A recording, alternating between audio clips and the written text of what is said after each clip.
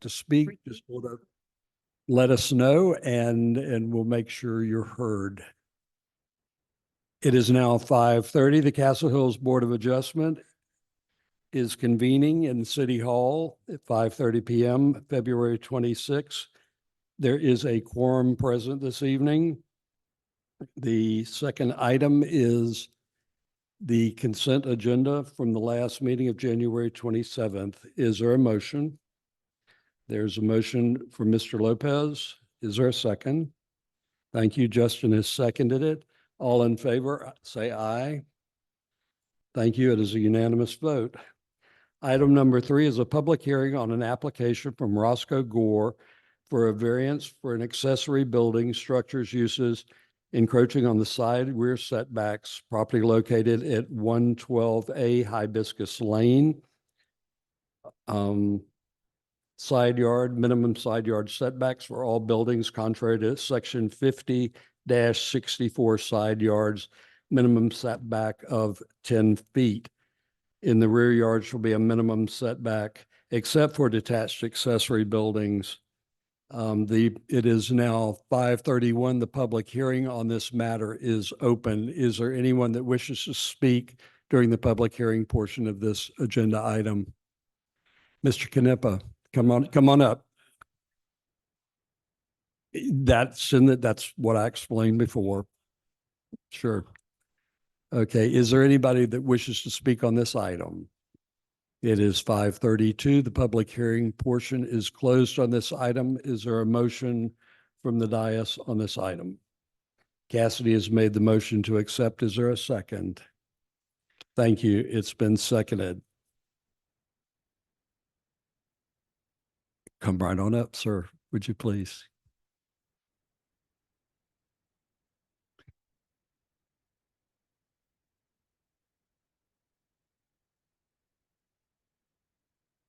Would you tell us who you are and your address, please? Roscoe Gore, 212A Hibiscus. That mic is really weak. You sort of have to stick your face on it. I'm sorry. Is it on? Okay. Good. It is.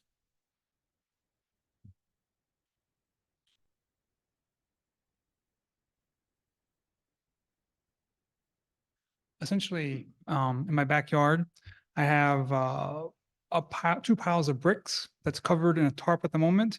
And then on the one side of that is a barbecue pit. It's also under a tarp. My plan is to take that down and put a shed in the same location and put the bricks underneath the shed so you can't see them any longer. And this hopefully make it look nicer than it currently is. And the barbecue pit in the shed. Okay. Do we have any slides on this, Ryan, or we?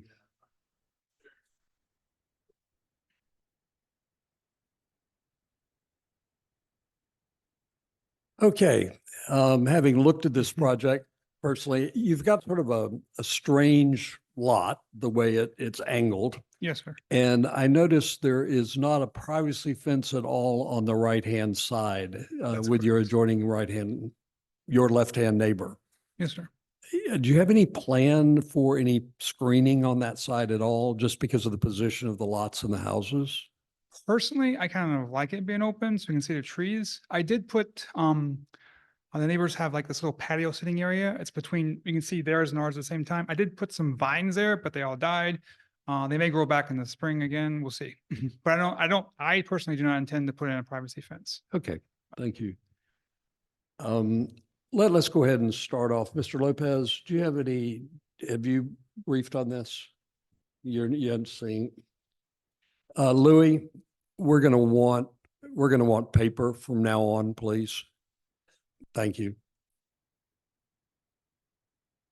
To go total electronic, and I think for plats, we need to see prints. Yeah, okay. Okay, sir.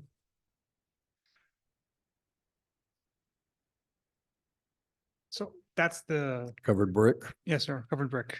Let's go to the next one, Ryan, please. I'm not sure if I make it look that good, but that's basically what I'm going to get. I'll try to make it look something like that.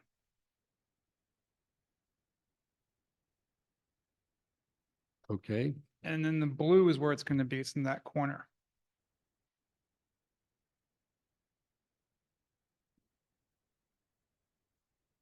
It's a prefab shed cedar. It has to be stained. I would, again, do my best to stain it in those similar colors, but not professional. And is it going to be right next to the fence line, or are you going to have a distance between it? So my intention, sir, was to be 18 inches to the non-privacy fence and then 24 inches to the privacy fence. What's the code on that? the code is, the back code is, it's 10 on the side, 10 on the back. Okay. Is that correct? No, Louis? 5 on the back, 10 on the side. Okay, And That's all I we're have. taking all the footage to inches. all right. Any questions, Rick? Cassidy? Are you doing any electrical or is it just a It's- storage shed? This is a storage shed, yes, ma'am. Okay. Maybe you'll have a lawnmower at some point. What is the reason for running it up to the fence that far instead of bringing it out to actual code? Because I would just lose all that space. I'd lose 10 feet to the back fence and then 5 feet to the left. It's like, I did the math on the application. I don't know, it's like 50 square feet, something like that. It's a large area. It's the size of my yard in Maryland. It's a, you know, that'd be gone. Unusable.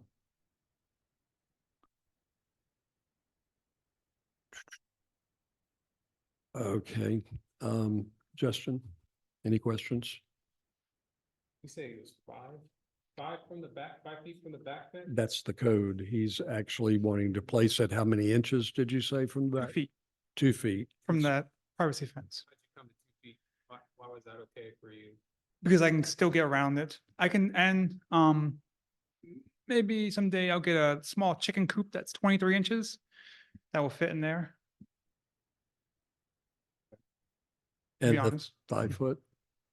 My Mm. question is, why not the 5 feet on the side or the Be- 10 feet on the back? Because again, I lose all that space. It would put it out in the middle of that open area where the kids run around and, you know, play there. Now there'd be a building in the way of it.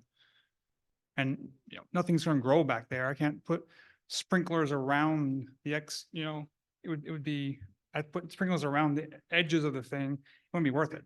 I'd just leave it like that.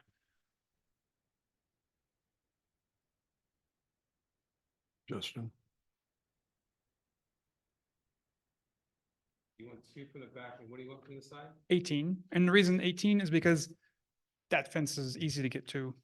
I can just easily slide around it at 18 inches, not quite big enough. I don't need more than that to get around it and, you know, paint it or whatever. That's all I have. Ian? Okay, if you'll hang for us just a second. And Mr. Canepa, did you want to talk about this?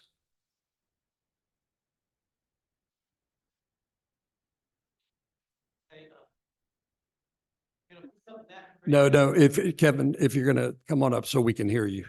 Thank you.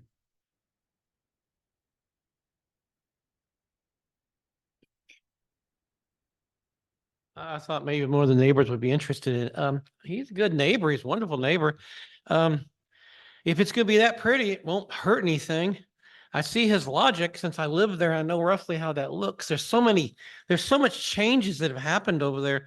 That one little nice shed that looks like a dollhouse probably will add to the place, you know, make it look nice. His reason in having it backed off makes sense to me. You know, so he can get around. Maybe he wants to make all the access he has for his kids. That privacy fence back there is so close to David Lewis's house that it's just ridiculous. And then the other fence is so close to the other house over there, which is from facing Gore's house to the right.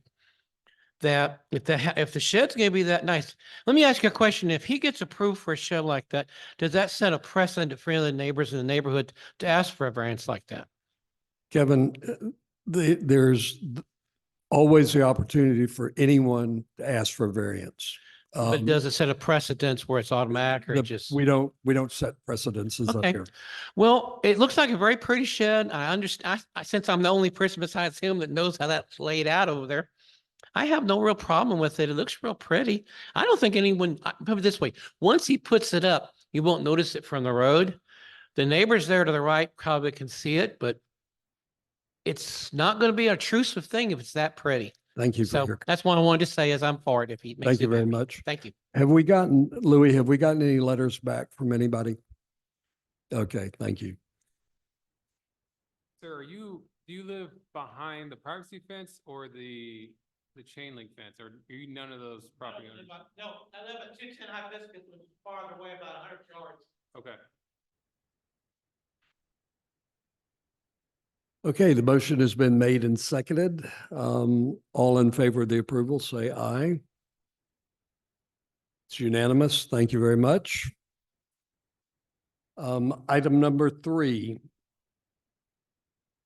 Item number 3 is a public hearing on an application from Pamela Jane Kittrell for a variance exceeding the height of accessory building structures for an ABSU and for more than 33% of lot covered by impervious cover on a property located at 133 Lujan.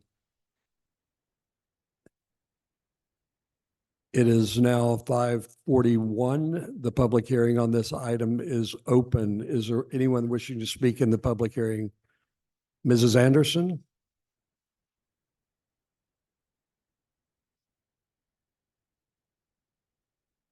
I'm sorry, Ms. Winger.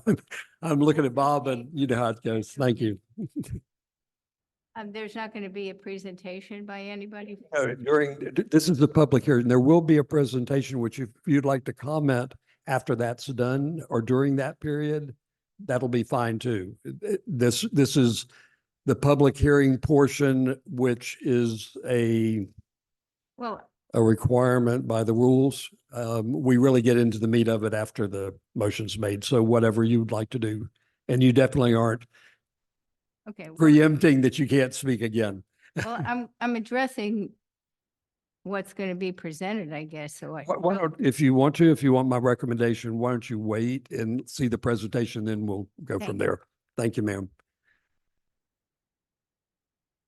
Mr. Anderson, did you wish to speak or did you want to wait as well? Thank you. It is 5:42. The public hearing portion of this is closed. Is there a motion from the dais? Mr. Lopez has made the motion. Thank you. Jason. Okay, well then, okay, let's, I tell you what, let's open back up the public hearing then. The public hearing is not closed. The public hearing's still open. Ms. Winger. I thought you were going to do the vote after the presentation. We are. That was strictly so we could hear the presentation. Okay. So, hi, good evening. My name is Leslie Wenger. I live at 137 Lujan Circle, right next door to the property in question. When we received the city's notice about this on February 16th, there were no details or explanation, which I mentioned to you when you came by the other day. The city manager did not return my call. Nothing was posted. We then had a 3-day weekend. When I came to City Hall on Tuesday to get the information, I was told the details would be posted that night and that the accessory building was a garage. This is clearly not the case. This is an 1,100 square foot living space. And when I say that, that's the amount of footage it takes up on the lot. That doesn't include the second story. This is detached from the main house with a stairway to a second story, which makes the structure higher than the main house. So it would be shoehorned into a backyard that already has a patio and a swimming pool, and it would be constructed right up against our property and right behind our main bedroom. 133 Lujan was built, as were most of the homes in the neighborhood, with a garage on the side of the house. And per bare appraisal, that garage was turned into a living space several years ago, adding 504 feet to the main home. It seems unlikely, given the cost of construction today, that anyone would build a structure of this size, complete with a full bathroom, unless it was going to be used for income. Unlike a garage, it would require additional heating and cooling. As you know, Castle Hills homes have a certain character that is defined by the neighborhood, and our codes protect that quality of life by providing ample space between the homes. You here have a responsibility to consider how anything that is built outside the code detracts from the value of surrounding homes, thereby devaluing them. Not all requested variances do that, but this one certainly does. So I ask you again to consider how you would feel and react if this were impacting your home and to reject this application. Thank you. Thank you very much. Is there anyone else who wishes to speak during the public hearing portion of this? Sure, that'll be fine. The public hearing portion is now closed at 5:46. Mr. Lopez, would you remotion, please? It's been made, seconded. Ian has made the second. Ms. Kittrell, are you speaking tonight for yourself, or is there someone?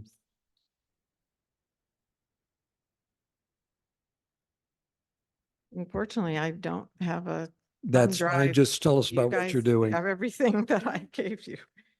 My name is Pam Kittrell. I do live at 133 Lou John Circle. I've lived there since 1986.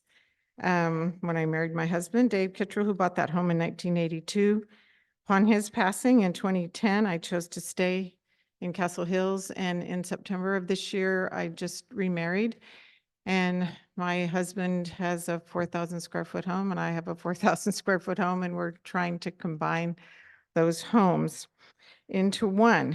We do not have a functioning garage at this time. That was one of our main considerations as we were looking at where we would end up as a couple. And we wanted to stay in Castle Hills for location and one-story home, and because I love where I live, and he was willing to look at that. And so the structure that we are proposing is in fact a 2-stall garage.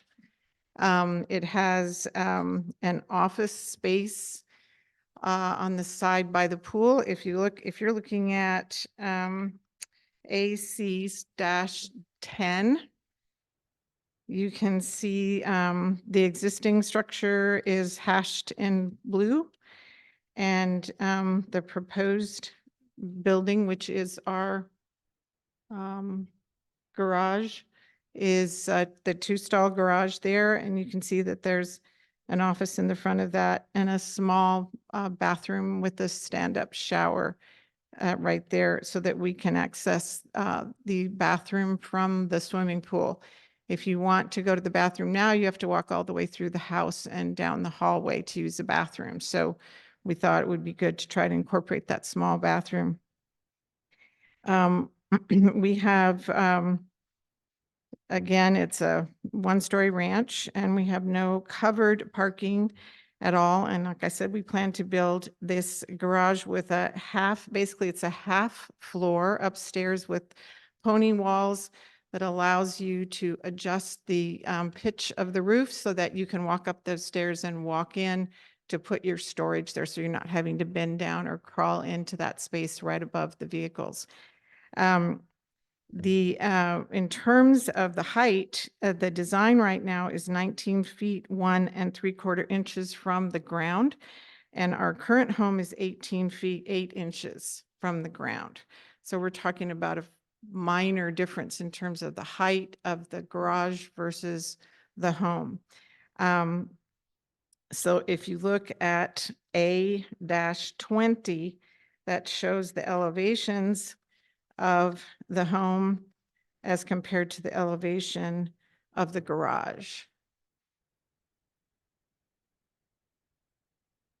Let's see, of course, as the accessibility of off-street parking is imperative in Castle Hills, and because of all of the weather changes and the various issues we've had with hail and other things, we felt it was important to be able to get under cover and We also wanted the safety and security of that. In terms of the height, you wouldn't actually be able to see the difference in height unless you were at eye level, which is about 18 feet. There wouldn't really be a perceptible height difference between the garage and the home. We are staying within the confines of, yeah, that's the actual survey, the original survey that I had done. If we will stay at 10 feet from the side and 5 feet from the back, I believe are the current specifications. If you look at AC 10, that might help. I'm so sorry, it's a big drawing, you have to shrink it. You have to shrink it down, sorry.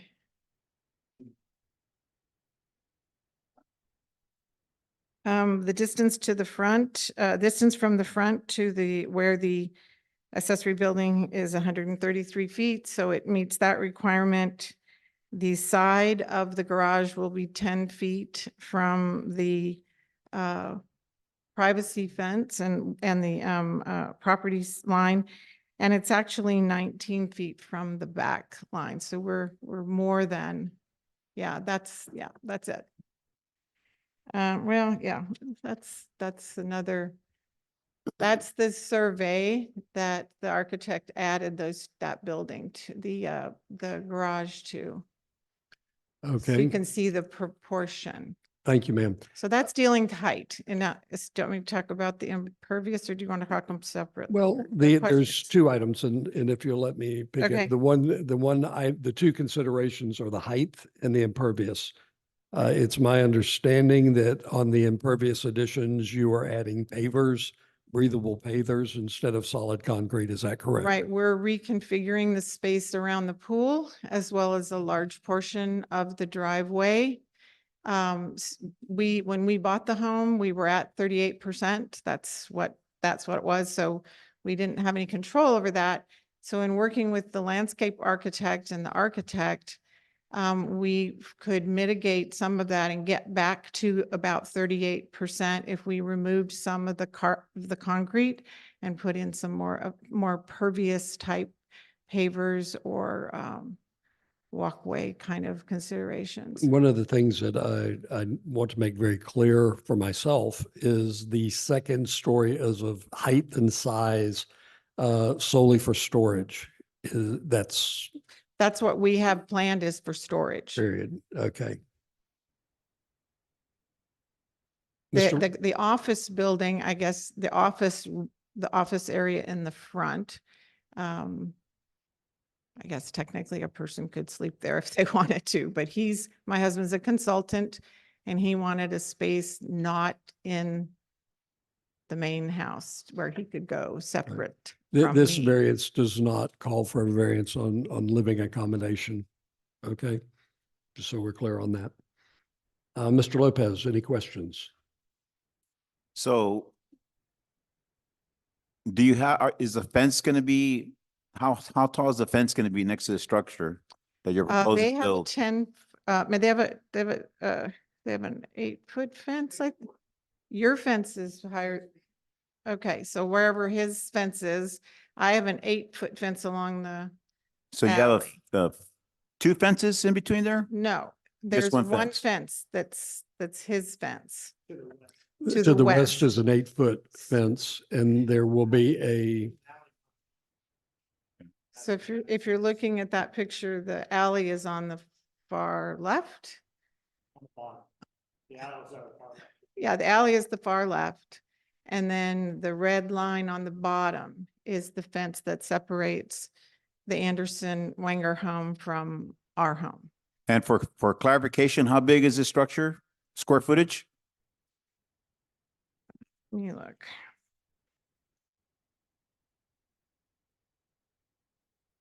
I don't. It's what? 1,300 total. 1,360. Let me look. I can't see these little tiny ones. And you haven't broken ground yet, right? We have not. Okay, that's all I got. Thank you, Rick. Cassidy? Do you have any photos of what the finished product is gonna look like? Well, if you pull up A20, Do we have a rendering it's a rendition? I'm yeah, sorry. there's, as The rodeos. you're walking down the driveway, there'll be two garage doors, but that door, the door of the garage actually will only be visible about 2 feet from as you're coming, I mean, it's not like you're going to be standing in the street and be able to see the whole garage. You're going to be able to see one small portion, 2 feet of that garage. The rest of it will be behind the house and toward. So A20, I don't know if you got A20 on there. That's the elevations one, has some pictures on it. You can see that the front, if you're looking at it from the front, the two garage doors, and then there'll be access to the office.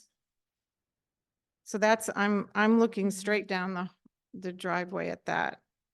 And then the picture just below it is the left elevation. So if I'm standing looking at my house and the garage. Okay, and the materials are gonna be? They're going to be basically the same. I did have some mock-up drawings, but basically we're going to use, we want to stay and make it look as if it has always been there. We're going to use brick. We're going to use the same roofing. We're going to use there'll be windows on the pool side, and on the back side, probably there'll be a window just in terms of the office side for sunlight kind of thing. We didn't drill down into the windows too much. And if the Andersons don't want a window on their side, we don't have to have a window there. We just have begun that process, but we're going to use this, can't be the same brick because it's reclaimed brick, but we're going to use brick and I have an aluminum cedar shake roof. We'll use the same thing. We have pillow windows. We're just trying to match it to make it look as if it was there all along. Thank you. Do you currently have a gate or a fence on that side of the house? We have a gate that goes into the garage. I mean, that goes down the driveway. There's an automatic gate. And that gate will remain? That gate will remain. Thank you. That's Mhm. what I'm asking. Justin? Looking at your drawing with the window here, do you have that? Which is that A20? Yeah. Yes. This little picture window, whatever you want to call it here, is that, do you know the height from the top of that window to the top of the roof? That's the attic plate. If you can bring it up, I can't read it from here, but if you bring it up, I can read it from the side. If you slide it over, do you have the elevation? And those are schematic. So the bottom of that window is the third line in from the left. Okay. And like I said, we're not married to the windows. Actually, there is not a window on our home. If you look at the house, you see a similar window. That's actually a ventilation. It's just it's a louvered ventilation line. If you look at the main house, that's where air to pass through. And then the bathroom is on the first? The floor? bathroom is on the first floor facing the pool. That's all I have. Thank you. Yes, sir. Yeah, I just wanted confirmation. In here, you're saying the difference between the house, the height of the existing house is 18 feet, 8 inches.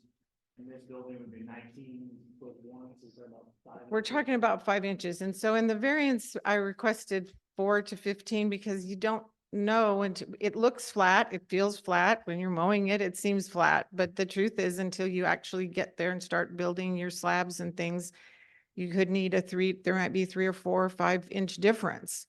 So was trying to err on the side of caution. We're going to keep it as low as possible. But I didn't want to ask for 5 inches, and then if it came back at 6, we have to tear it down. So we're just trying to figure out the best way to do that. And just for a point of clarification, I think you've kind of been asked this question already, but the primary, the second floor is primarily going to be storage. You're going to be renting out. There, you won't be, you wouldn't be able to live up there. The way it's designed, it's kind of got these, I guess I call it a pony wall, but the wall is actually about 4 feet and then it angles in. But it allows you then enough height to, as you walk up the stairs, to walk into the space rather than being like this to put stuff in. So it's an architectural element that allows you to have a little bit of height without adding a full second story. Yeah, so like, yeah, half story. That's all right. Thank you very much. I have one more question. Yes, sure, Rick. So I went online here. This is your house with the red brick? Yes. So it's going to be this color red brick also? Well, yes. Okay. I mean, we didn't have a picture of what your house looked like, Oh, so I I'm just wanted to make sure, you said brick. I wanted to make sure yes, this is what it was. it was a reclaimed from a building that had been torn down. At least that's what I understood from the original builder. And so it's a reddish brown brick, and I've not tried to source it yet, but I'm hoping we can find something that will match. We're not planning to change. Again, our goal is to have it look as if it's always been there rather than So I something just wanted completely to, different. kind of, a visual for clarification. Sure, sure, That's all. Thank you. Would you stand by, please, ma'am? sure. And thank you very much. Mr. Anderson.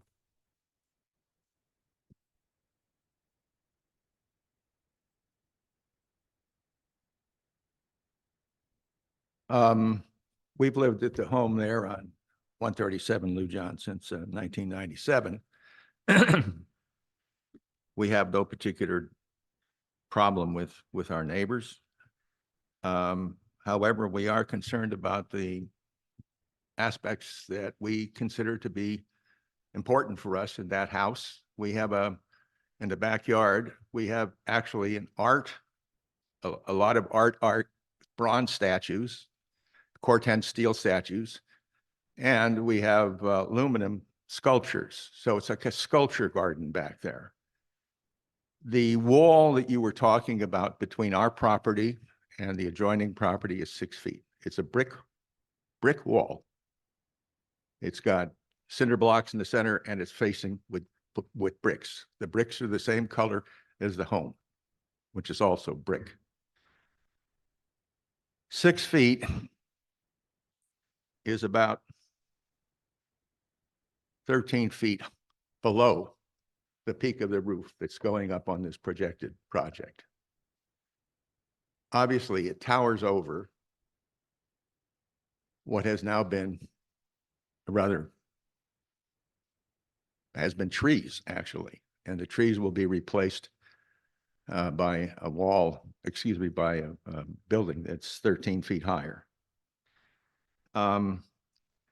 I think it's interesting because the house originally next door had a 504 square foot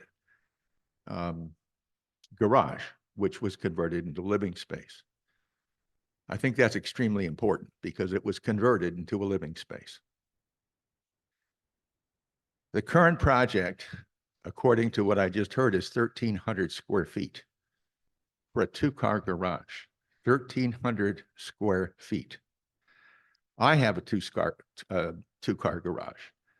My 2-car garage is 600 square feet, which includes a large workbench in the back, room for cabinets on the side, and even has a small closet with a water heater in it. That's 600 square feet. This is, according to what I just heard, 1,300 square feet. Now, this is not a garage. This is a building that could be used for many different things, depending on who moves in. Now, I'm pretty old, and I'll probably be dead by the time somebody else moves in there. But whoever buys this home is going to be confronted with the possibility that somebody convert that 1,300 square feet into some other use, just as the original 504 square foot garage was converted into living space. What's to prevent that from happening? You won't be here probably. I won't be here, but whoever's going to buy my property will be.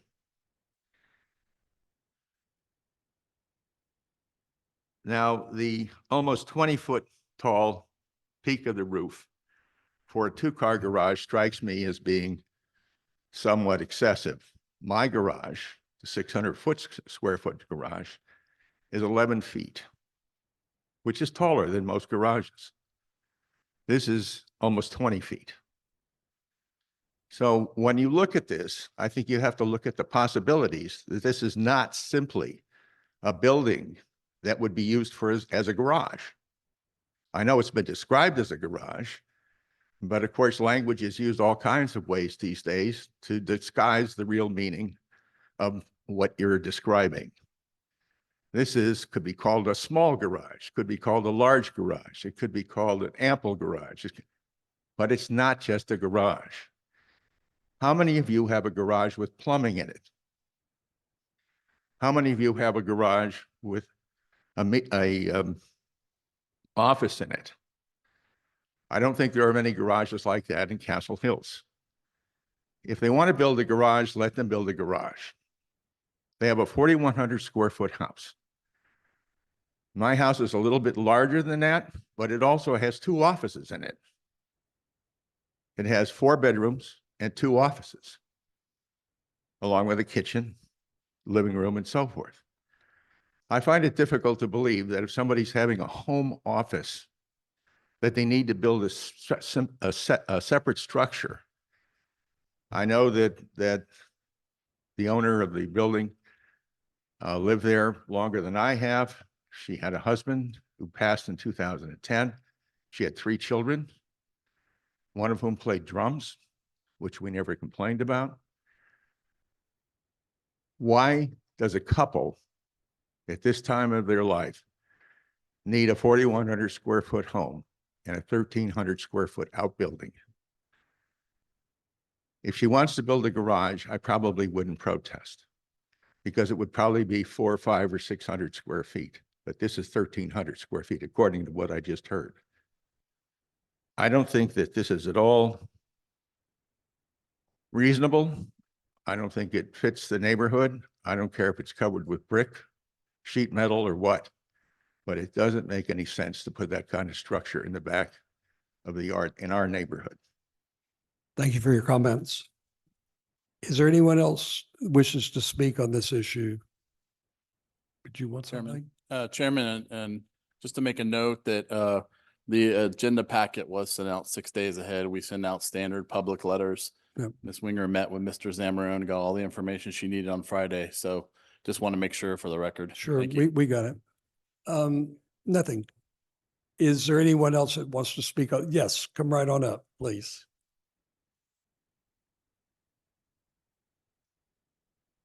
Hello, my name is Jimmy Alonso. I live at 124 Lujan, which is across the street from Pam, Yes, sir. and Mr. Anderson's to the left.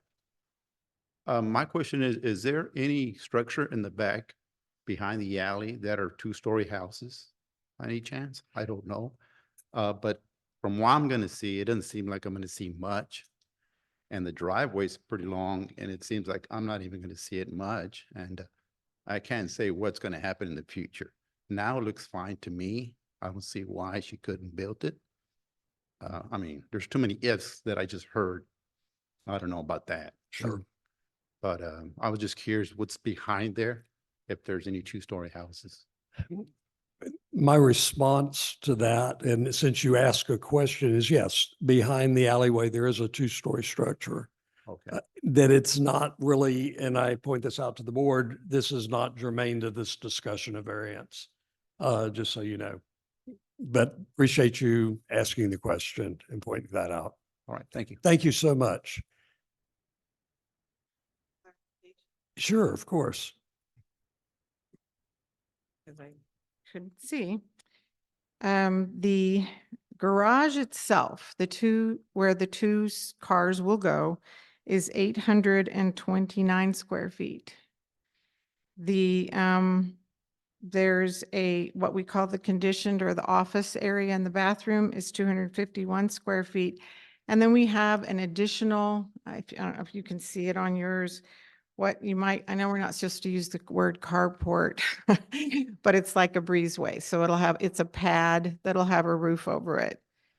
So that's so the actual undercover, so to speak, is the garage itself is 829, and then the Hallway office, upstairs. right. and that includes, and then the office is 251, and then that breezeway pad is 275.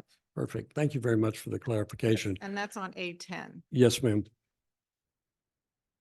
Any other questions from the board? Mr. Anderson? Not counting the breezeway, Right. it's almost 1,100 square foot building. Thank you very much. We got it. Any other questions, Justin? After hearing concerns, I want to make clear that we are here for height. We're not here about uses or what the structure is or what it's called. We're talking about 5 inches of a roof line and pervious cover. Okay. Want to make that sure. Very good. All right, motion has been made, seconded. All in favor to approve this, say aye. All opposed? It's unanimous. Thank you very much. Item number 7. Thank you. Item number 7, a public hearing on an application from Stephen Sheridan for variances for accessory building structure uses, ABSUs, and many, many other items that are more on posting in the agenda and for the board, and we're going to talk about this one a little bit. I'm going to open